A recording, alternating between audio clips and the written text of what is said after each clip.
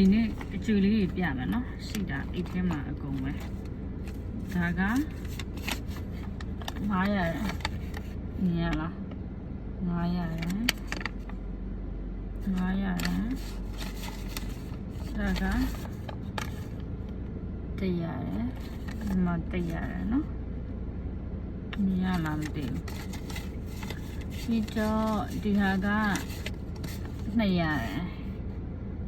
200နော်200ပြီးတော့ဒီကောင်က50ရယ်တော်တော်စုံနေပြီနော်50ရယ်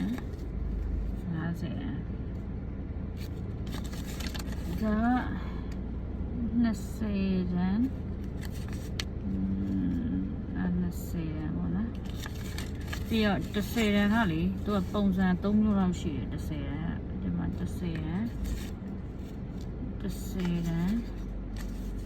ဒါတော့တစ်မျိုးနော်10ရယ်မှဒါနည်းနည်းတူတယ်အများဖြင့်10ရယ်နဲ့5ချက်တန်2ချက်တန်1ချက်တန်တွေကိုအကျွေပဲသုံးလို့ရှိတယ်ဒါပေမဲ့အရွက်လေးရှိတယ်နော်10ရယ်ကဒါပုံစံ2မျိုးမတူ10ရယ်ကဒါဒီဇိုင်း2မျိုးနော်အဲ့10ရယ်မှာတခြားဒီဇိုင်းတွေအများကြီးရှိ10ရယ်မှာဒီဇိုင်း၄5မျိုးလောက်ရှိတယ်ပေါ့နော်10ရန်က20ရန်ကနေစပြီးတော့တစ်ချက်တန်ကြီးကိုအများအပြားသူတို့ကအရွက်မသုံး .3 လေးရှိတယ်အရွက်လေးရှိတယ်ပေါ့နော် .3 လေးရှိတယ်တတ